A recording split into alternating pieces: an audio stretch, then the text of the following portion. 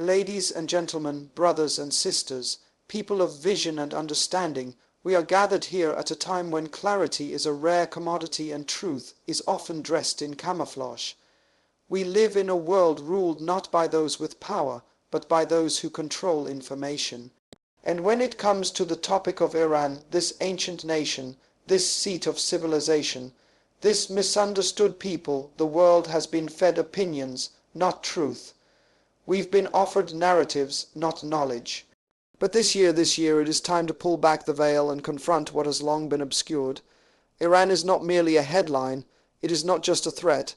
It is not just a nuclear dossier or a diplomatic negotiation table. Iran is a land of over 80 million people, thinkers, workers, artists, scientists, and dreamers. It is a land that holds the scars of empires and revolutions, and yet still stands in defiance of erasure.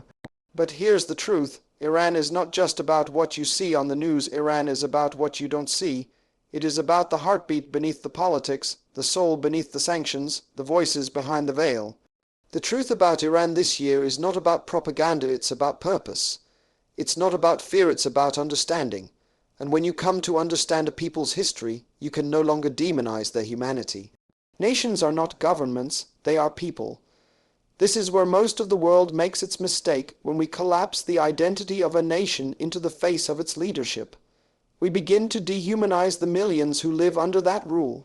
We forget that a passport does not tell you a person's heart, a border does not define a soul, and policy does not always reflect purpose. When we talk about Iran or any nation, we must first separate the image we've been given from the reality on the ground. We must understand that the heartbeat of a country is not found in its government buildings, but in its homes, its streets, its markets, its classrooms, and its prayers. Iran is a nation of over 80 million people. That is not a number, that is a tapestry of lives. Grandmothers who cook for 3 generations under one roof. Children who dream of becoming engineers, poets, athletes. Young men and women who want to be seen, heard, respected. Farmers who rise with the sun. Artists who carve beauty out of pain. This is the real Iran, not the Iran we are told to fear, not the Iran of international headlines and nuclear negotiations, but the Iran of ordinary people with extraordinary resilience. And yet, whenever the global conversation shifts to Iran, we rarely hear about these people. Instead, we hear about the regime. We hear about sanctions, threats, military maneuvers, and accusations. We reduce the story of a civilization that has existed for thousands of years into a talking point about conflict. But the people of Iran are not their government, just as no nation's people are. They do not control the decisions made behind closed doors. They are not invited to sit at the table where their future is debated by others. They are often the first to feel the consequences of global pressure, not the leaders. When policies are passed, when sanctions are tightened, when isolation increases, it is the average Iranian who suffers. Not in theory, but in food prices, in medical shortages, in lost education, in broken dreams. We must stop equating the decisions of a few with the identity of the many. That's not wisdom, that's laziness. That's not justice, that's convenient prejudice. And it's not just dangerous, it's deeply untrue. A nation is defined by its people, not by the politics of the moment. Iran is a people of immense cultural wealth. A people with a poetic soul, shaped by history and hardship. A people whose values run deeper than propaganda, values of hospitality, loyalty, strength, and spiritual rootedness. You see, there is a narrative war happening in our world today. It is not just about weapons and armies, it is about stories, about perception, and whoever controls the narrative controls the permission to act. That's why the world is so quick to label certain nations as threats, because when you fear a people, it becomes easier to silence them. When you dehumanize them, it becomes easier to punish them. When you blur their individuality under the banner of politics, it becomes easier to ignore their suffering. That is the true danger of forgetting that a nation is more than its rulers. It allows injustice to be dressed in the clothes of diplomacy.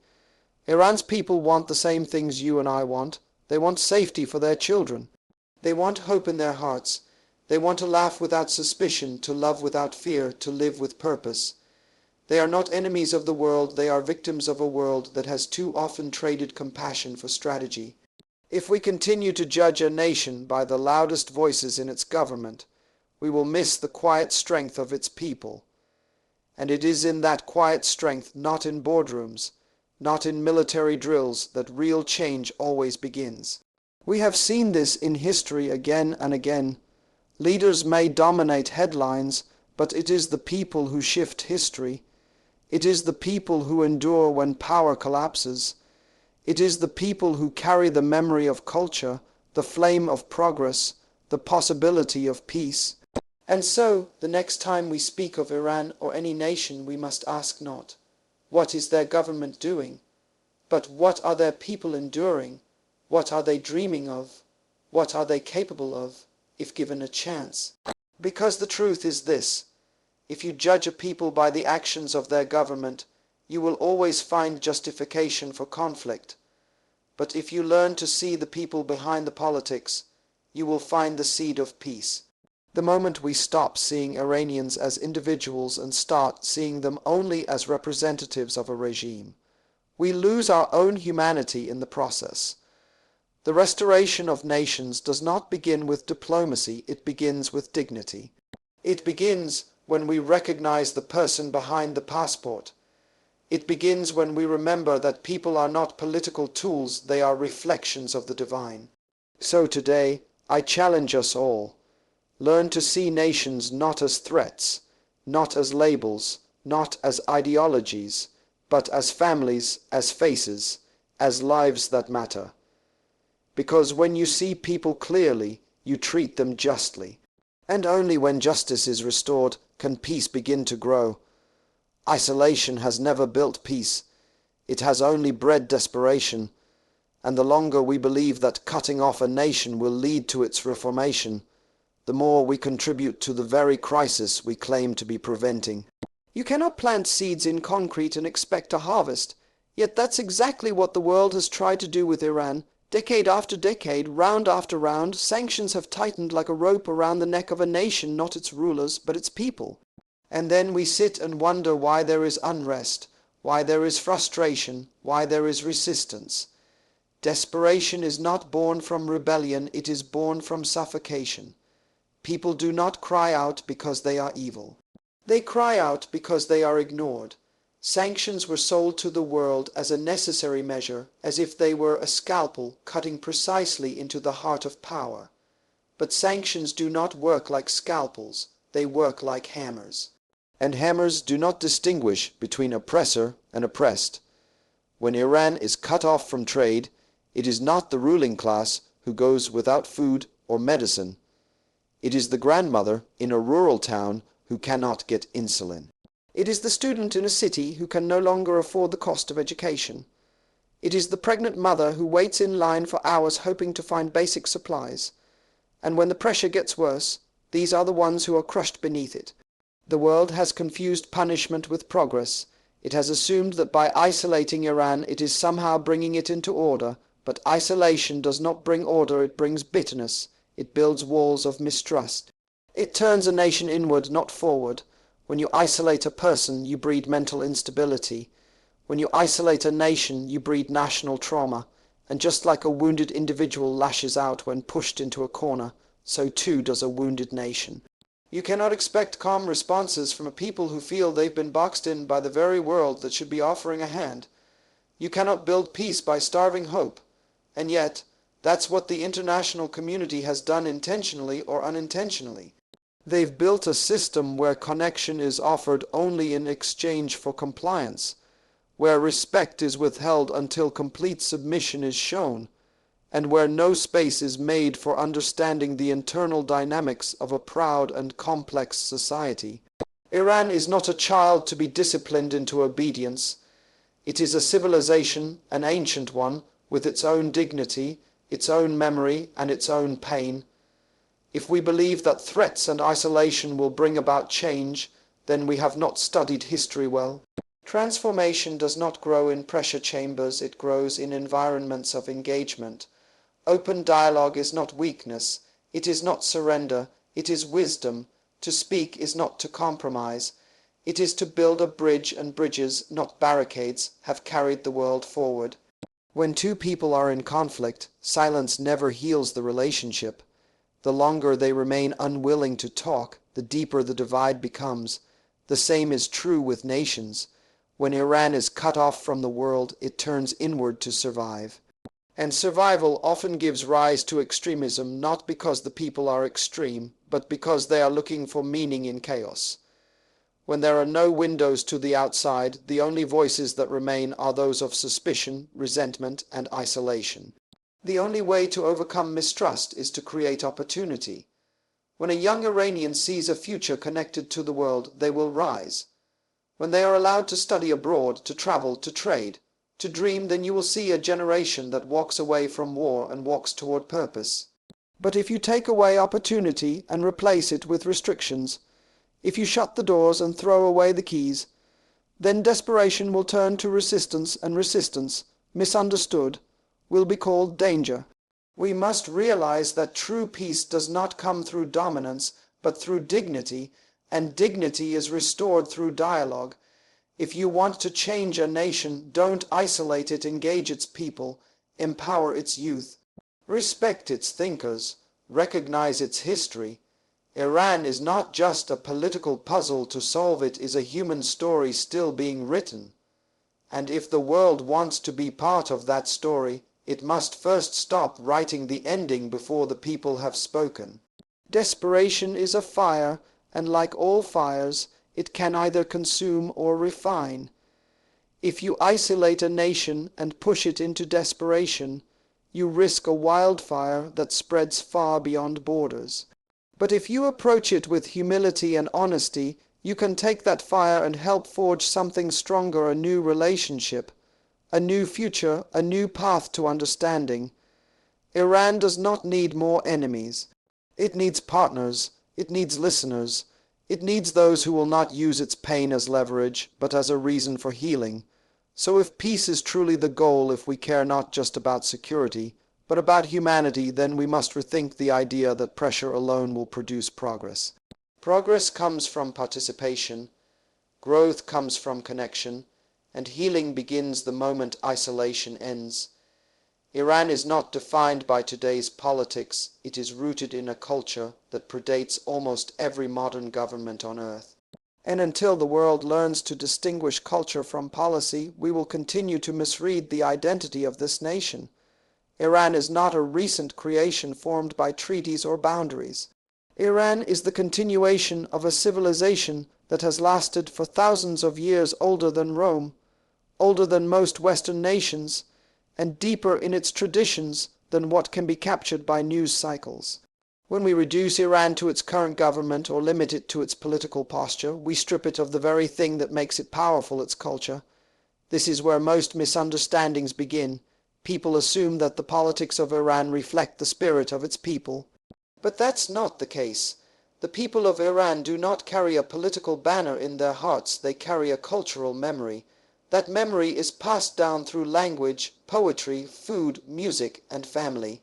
Long before there were speeches in parliaments, there were verses by Hafiz, paintings on Persian tiles, domes built with mathematical precision, and traditions celebrated for centuries. Culture is the invisible foundation of a people. It is what shapes their pride, their voice, their resilience. And in Iran, culture has endured invasions, revolutions, sanctions, and propaganda, but it has never bowed. To understand Iran, one must understand that its people are bound by more than just laws. They are bound by a deep historical consciousness. The average Iranian may live under pressure, but they walk with the awareness that they come from a legacy of greatness. When a child grows up hearing stories not only of hardship but of heroes, of scholars, of inventors and explorers, they begin to carry themselves differently. They may be silenced politically, but culturally they remain rooted. And that rootedness becomes resistance, not the resistance of violence, but the resistance of identity. A society that knows its worth through its culture cannot be easily erased. This is what many fail to see. Western analysts often judge nations by GDP, military strength, or elections. But there are intangible forces that make a nation strong. Iran's strength is not just in its borders or resources. Its strength is in its people's deep sense of identity forged over centuries. That kind of cultural weight cannot be dismissed. It shapes how people respond to crisis. It defines how they handle isolation. It fuels their ability to endure because they are not simply surviving for the present. They are preserving a past and protecting a future. Look beyond the headlines and you'll see this everywhere. In the way Iranians recite their poetry like prayer. In the way parents teach their children to write Persian calligraphy with reverence. In the way traditional music still echoes in rural villages and urban cafes. In the way the Persian New Year Nowruz is celebrated not as a political moment, but as a sacred cultural rite of spring, light, and renewal. These are not minor details. These are the threads that hold the fabric of Iranian society together, even when everything else is pulled apart. Politics can imprison a generation, but culture liberates the soul. That's why governments fear culture when it cannot be controlled, because culture is where people remember who they are, and when people remember who they are, they become difficult to manipulate. They resist oppression not through protest alone, but through preservation. They keep their language alive, they keep their customs. They teach their children that they belong to something greater than the present struggle, and that belonging becomes power. This is why every attempt to erase Iran's voice has failed. Because the voice of Iran is not located in a government building or a military base, it is woven into every Persian carpet, carved into every poem, told in every family story passed from one generation to the next. You cannot sanction away identity, you cannot bomb away history, you cannot isolate a culture that has learned to thrive in every condition. Iran has survived empires, it has outlived dynasties, it has resisted the tide of external definitions, and it continues to rise not because of political might, but because of cultural memory. So when you speak of Iran, be careful not to reduce it to current events. You must speak with the awareness that you are describing one of the most complex, ancient, and creative cultures in the world. A culture that has contributed to science, mathematics, astronomy, architecture, and literature in ways the modern world is still trying to understand. A culture that refuses to be forgotten, no matter how loud the noise becomes. And maybe the greatest mistake the world has made is thinking that Iran could be threatened into change, because people with deep cultural roots do not bend easily. They do not abandon their identity in exchange for convenience. They do not sell their history for temporary relief. What we must understand is this. The Iranian people are not simply reacting to global pressure, they are responding through the lens of who they have always been, and who they are cannot be rewritten by political agendas. If peace is ever to come, if true understanding is ever to emerge, it will begin not with deals or threats, but with respect. Respect for a people who have carried their culture across centuries of struggle. Respect for a nation whose story is far older than any of our current narratives. Because when you respect culture, you begin to see people, and when you see people, peace becomes possible. The greatest weapon against truth is not lies, it's distraction. And the truth about Iran has been buried not because it is hidden, but because the world has chosen to look elsewhere. Not because it cannot be known, but because it is inconvenient to acknowledge. We live in a world that has perfected the art of selective awareness. A world where some narratives are elevated and others are erased. Where we choose which suffering is worthy of attention, and which nations are too politically complex to care about. And Iran in many ways has become a victim of global distraction, intentionally overlooked, strategically misunderstood. The truth is not that Iran is innocent. The truth is that Iran is human, and until the world can see humanity before judgment, it will always remain blind to real justice. You cannot understand a people you refuse to listen to. You cannot advocate for peace with a nation you reduce to headlines. And you cannot expect to see transformation in a place you only relate to through fear. Iran is not a mystery, Iran is a mirror.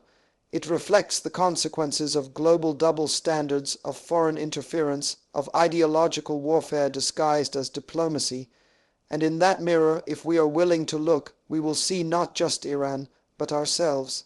It's easy to condemn from a distance. It's convenient to categorize a nation without context. But what happens when the roles are reversed? What happens when the same measuring stick we use on others is placed on us? That is the test of truth. Real truth stands whether it is convenient or not, whether it is popular or not, whether it is profitable or not, and the truth is this: many of the issues we accuse Iran of control, censorship, political overreach, can also be found in so-called free nations. The difference is not always in the reality, but in the narrative. The world does not want truth. It wants control, and control always manipulates the message. It reshapes facts to fit agendas. It highlights the failures of others while hiding its own. It uses media not to inform, but to condition, and the people suffer not because they are enemies of peace, but because they are caught in the crossfire of a story written without them. The Iranian people have become characters in a drama they didn't write. Their future negotiated in rooms they'll never enter. Their identity shaped by narratives they never chose. That is not justice, that is exploitation. The truth about Iran is that it has been shaped by external forces just as much as internal ones. It has been pushed, provoked, manipulated, and cornered for decades, and every time it has tried to define itself, someone else has come along to redefine it. From coups to sanctions to foreign-backed wars, Iran has been under pressure not just from within but from without. And the global community has often played both arsonist and judge, starting fires and then blaming the burned. That is the hypocrisy that history will not forget. When you look closely, you'll see that many of Iran's current challenges are not merely the result of poor governance, but of deliberate isolation. You'll see that the so-called threats it poses are often responses to threats imposed on it. You'll see that the aggressive rhetoric we fear is a language born of years of being ignored, cornered, vilified. And when a people are repeatedly silenced, they do not become quiet. They become loud. That is not rebellion, that is survival. When you are unheard, your voice must rise. When you are unseen, you must stand taller. That is what Iran has done, but we must go deeper. Because the danger is not just that we misunderstand Iran. The danger is that we misunderstand ourselves, that we convince ourselves we are always right, always justified, always the moral compass of the world. That illusion is the true threat, because it blinds us to the need for accountability. It shields us from the responsibility of truth, and it allows us to cast judgment without self-reflection. Iran is not the only nation in need of change. Every nation is. But change does not come from condemnation. It comes from courage. The courage to tell the truth no matter where it leads. The courage to admit when we are wrong. The courage to see every human being, every nation, through the lens of dignity and fairness. If we want to see real peace in the world, we must stop treating truth as a tool and start honoring it as a principle. We must stop tailoring it to fit political convenience. We must be bold enough to ask, what if the truth about Iran challenges our assumptions? What if it reveals the flaws in our own systems? What if it forces us to reconsider who the real aggressors have been? That is the truth that makes people uncomfortable, but it is also the truth that sets people free. The Iranian people have been paying a price for a global lie, a lie that says some lives are more valuable than others, some nations more worthy of compassion than others, some histories more deserving of redemption than others. That lie has shaped foreign policy, justified war, and robbed millions of their future. But the time has come to break the lie, to stop the performance, to look Iran in the eye not through the lens of fear or dominance, but through the clarity of truth. Because the truth is not the enemy. Truth is the only way forward, and until the world is ready to face that truth, it will remain trapped in cycles of conflict, pretending to build peace while planting the seeds of division. Truth is not easy, but it is necessary, and it is time to stop avoiding it. Every time a nation is judged by its worst moments, its best potential is buried, and Iran is no exception. For too long, the conversation about this country has been dominated by fear, fueled by politics, and polluted by partial truth. But fear is a poor architect of the future. It builds nothing. It only blocks, divides, and destroys. If the world truly wants to see a better Iran, then it must begin by seeing something different in Iran. It must stop reducing a nation of over 80 million people to the decisions of a few. A nation is more than its headlines, more than its politics, more than its mistakes. A nation is its people, and where there are people, there is potential. There is greatness yet to be uncovered, but you will never find it if you keep looking through the eyes of suspicion. The real transformation of Iran will not come from the outside. It will come from within. But for the seeds of transformation to take root, they must be met with hope, not hostility. You do not inspire a generation to rise by treating them like a threat. You inspire them by showing them they have value. The youth of Iran do not need more sanctions. They need more opportunity. They do not need more isolation. They need interaction, education, and vision. What happens when you give a generation nothing to hope for? They turn inward. They shrink, or worse, they explode. But when you give them hope, they build, they create, they rise. Hope is the fuel of national rebirth. And where hope is absent, anger will always step in. The challenge with how the world engages Iran is that it speaks down instead of speaking to. It uses language that says, "We will let you into the world if you change." But what if the world began to say, "We believe you still have something to give even now"? That one shift changes everything, because when a person believes they are still needed, they begin to search for the best within themselves. When you treat a person like a problem, they act like one. But when you treat them like a solution, they begin to respond differently. Nations are no different. If all Iran hears is what it's doing wrong, if all it sees is rejection, then it will continue to harden. But if a new voice emerges, one that calls to its higher self, it may finally begin to reach for it. The idea that Iran must be fixed before it can be respected is deeply flawed. Respect is not a reward, it is a seed. You sow it before the fruit shows. You give it even when the soil seems dry. Because when people are respected, they begin to rise. They begin to act worthy of the respect given. That's how transformation works. Not through punishment, but through dignity. Dignity awakens the hidden strength inside a person. It reminds them of who they really are. And Iran, despite all it's gone through, is still a nation full of dignity, waiting to be acknowledged, not erased. The international community has made the mistake of trying to rebuild peace through punishment, but punishment hardens, only purpose heals. When you remind a people of their purpose, they begin to choose differently. They begin to walk away from what limits them and toward what empowers them. The Iranian people are not enemies of peace. They are the very agents of the peace the world claims to want. But peace will never be born through coercion. It comes when a nation is invited, not threatened, empowered, not manipulated, heard, not silenced. What the world must understand is that real change happens when people believe they are seen. Iran is not a blank space on the map waiting to be drawn in by foreign hands. It has its own colors, its own voice, its own dreams. What if the global community began to engage Iran not with suspicion, but with curiosity, not with demands, but with dialogue? What if we stopped trying to control Iran's future and started investing in it? That kind of shift doesn't weaken us. It strengthens everyone, because a world that lifts its weakest voices becomes stronger in unity. There are young minds in Iran right now with the potential to change the world. Scientists, poets, engineers, teachers.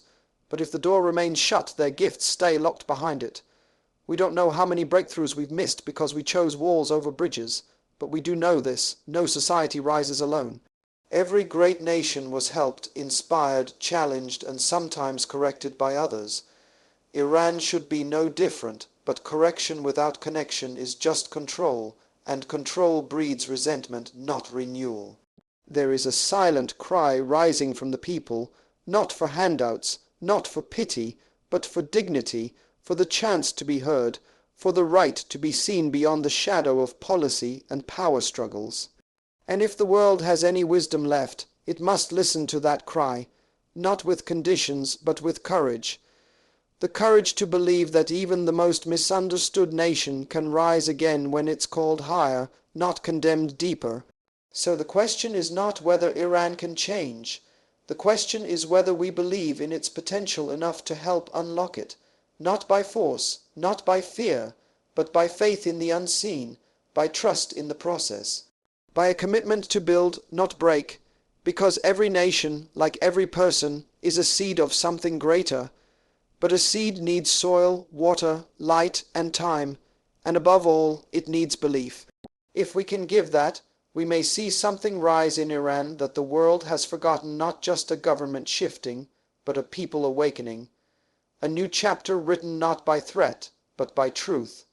When a nation's voice has been misinterpreted for too long, the silence becomes louder than the noise. Iran has not lost its voice, it has been spoken for.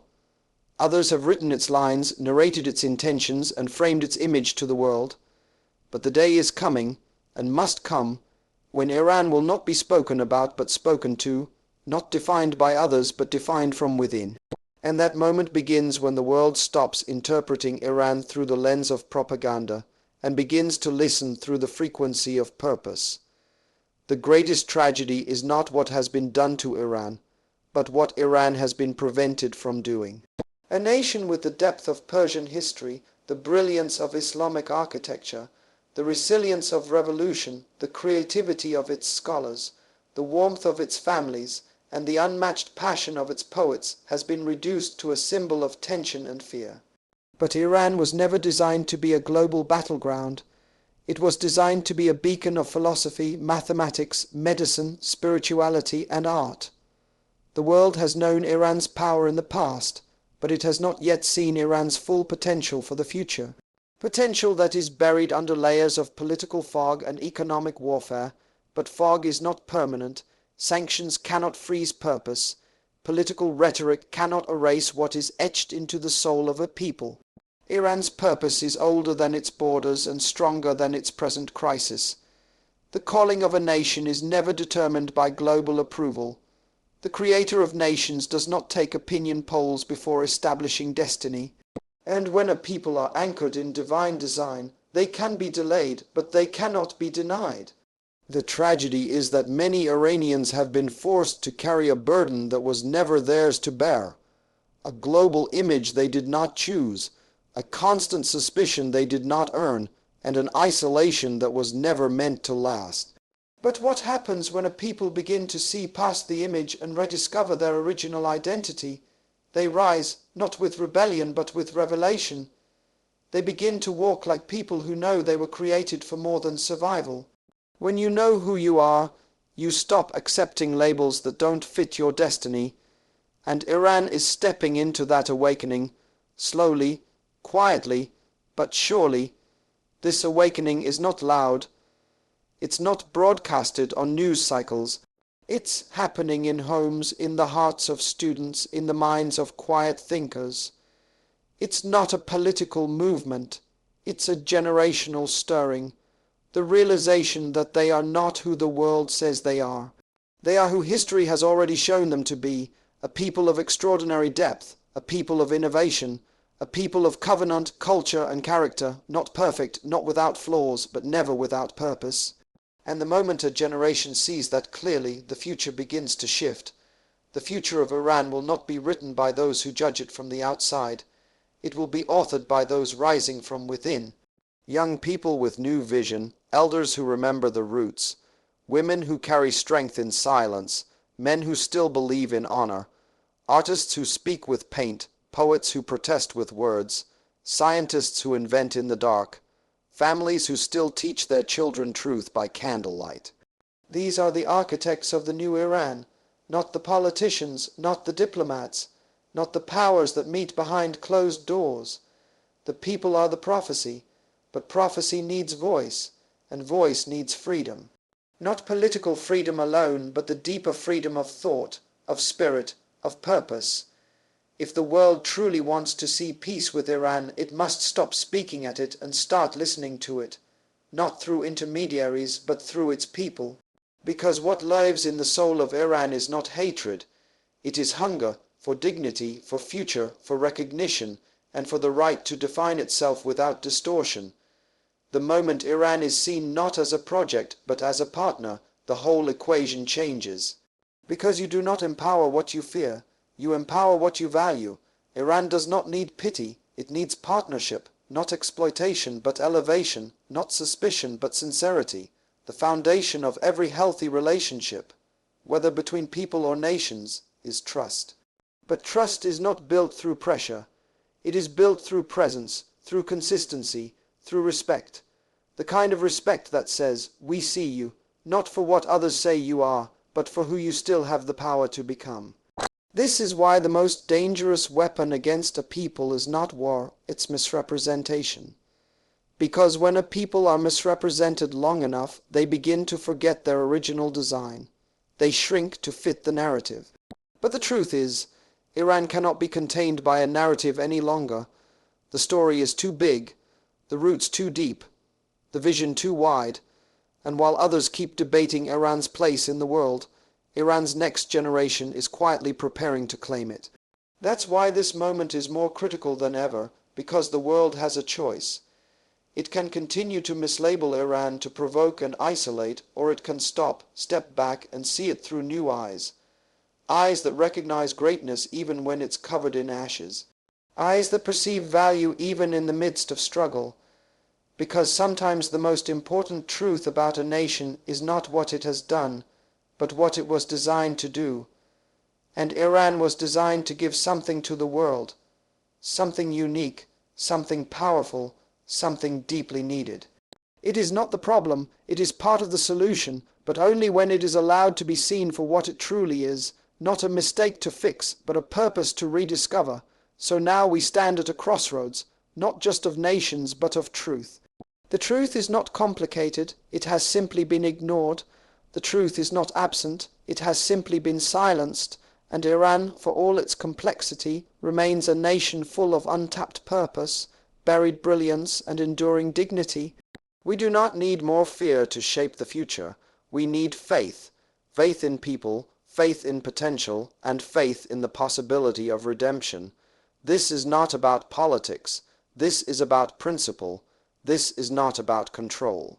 This is about calling. And when we stop treating Iran like a threat and start seeing it as a part of the global solution, we shift history, not with weapons, but with wisdom, not with coercion, but with courage.